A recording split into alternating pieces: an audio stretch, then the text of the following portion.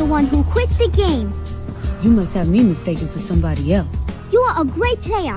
Why do you quit? In the Boondocks, Season 3, Episode 3, The Red Ball, Huey leads the residents of WoodCrest in a kickball game against a seemingly unbeatable Chinese team, while the game is secretly being funded and rigged by Ed Wuncler and the Chinese mafia. While this episode on the surface is about the playground game of kickball, the themes the writers portray transcend the schoolyard game into something deeper within our society. The intertwining of sports, business, social values, and morality towards the extent people will go to win even for cheap prizes. As I've continued to show, sports orchestrate society's outcomes more than people give it credit for. I admit, I am envious of you. In China, if you lose $20 billion, they shoot you. Here, they give you another $20 billion.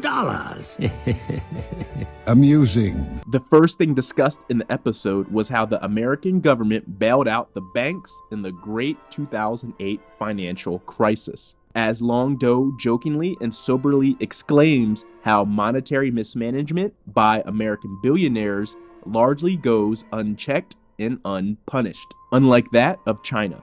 Ed Wuncler wasn't so amused, but neither was Long Do, wanting his money. Our kickball team is very formidable this year. My granddaughter Ming is a team captain. I am hoping it will be an epic contest. No offense to your granddaughter, Mr. Longdo, but our team shits on your team.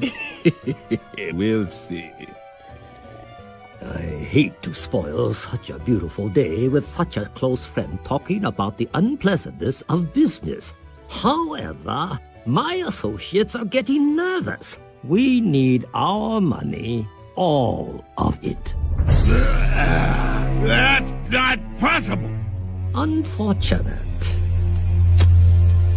Now, Mr. Doe, I'm sure we can find another way to work this out. I'm listening.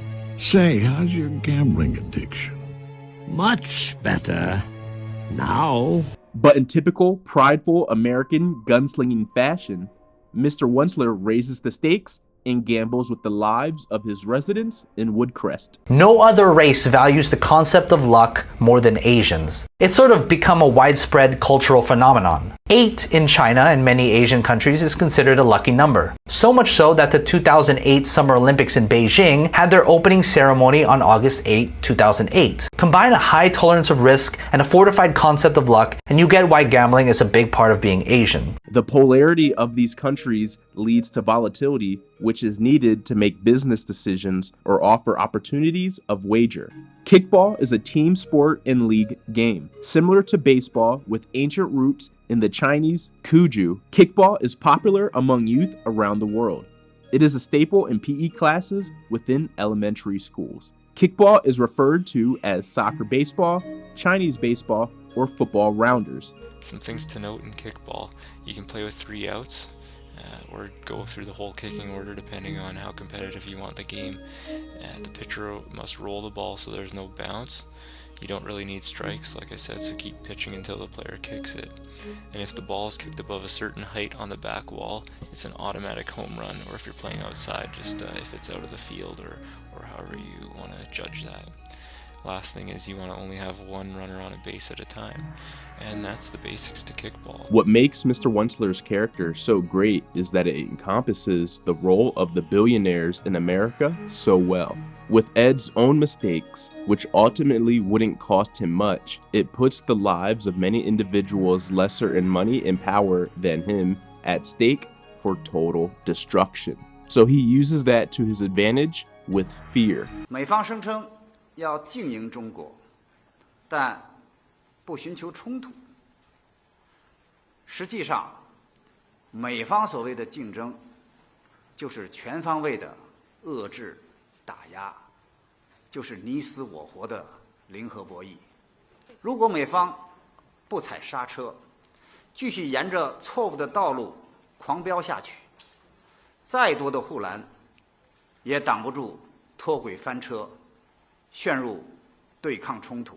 The American and Chinese governments are perpetually always jockeying for the power position in the world. While this episode came out in 2010, 13 years later, in 2023, nothing has changed as both nations continue to nip each other in the bud to gain any sort of edge in the world and over the other. American officials view China's expanding network as an increasing security threat, posing significant economic and even military risks. So what has the US done to counter this? Block China from making more deals to keep ports in so-called friendly hands. Greetings, friends. Forgive our intrusion. We came to wish you luck in tomorrow's game. I look forward to an unforgettable contest. I believe the high-powered Chinese kickball team in the Boondocks is loosely based off the Taiwanese Little League baseball teams in the 60s and 70s, which was largely demonized because the kids were brutalized into slave work-like environments to excel in the Little League sport. Also, many of the participants' ages couldn't be verified, cheating on a grand scale in kids' sports. But as the old saying goes, if you ain't cheating, you ain't trying. In China, there is this place. I've never seen it, but I know it exists. It is called the Glorious Sports Rehabilitation Center.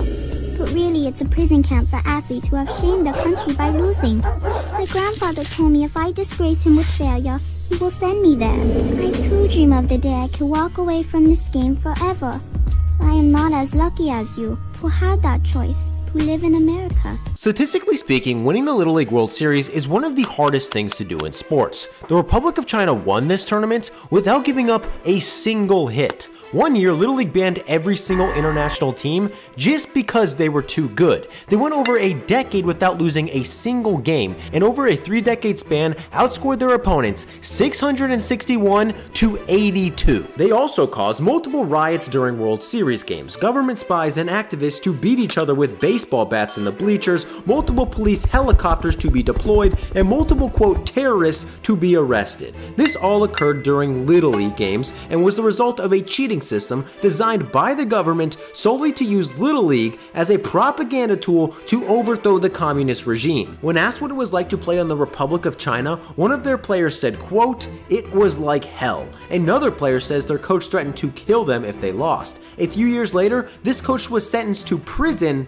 for cheating in Little League. A player was paralyzed due to overtraining, and a few decades later, over half the team was dead from alcohol abuse. These 12-year-olds were the most famous athletes in their home country, but in America, they were accused of being adult midgets hired by their dictator, were booed and abused by American fans until they were caught in an act of cheating so egregious they were forced to stop playing Little League baseball altogether. Both teams down to a single plate, and years from now, people will ask of this game, did it happen? And I say to you now, oh yes, yes it did. America, America, God shed His grace on thee, and crown thy good with brotherhood from sea to shining sea.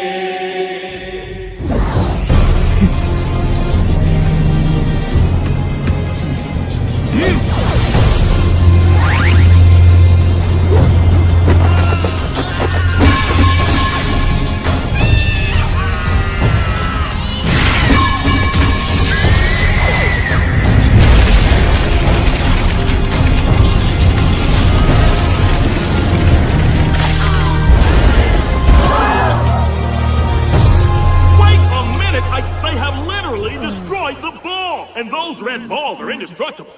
Wait! And look at the determination. Ming trying to crawl to first base. What is this?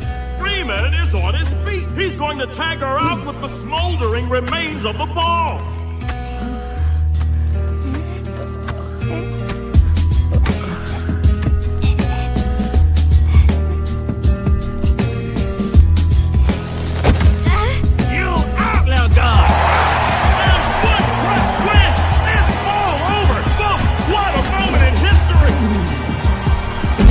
Deal's a deal, Long. Of course. I am not saddened at my loss. There are not many worthy opponents left, my old friend. What fun would it be if the game were to end for good? What should we do about them? Let them bask in the moment. Even though the people of Tibet are still not free, as symbolic victories go, this ain't bad. I think Miss Von Hausen might be dead. Woo! Let's go home and order some Chinese. Unless you're not in the mood for Chinese.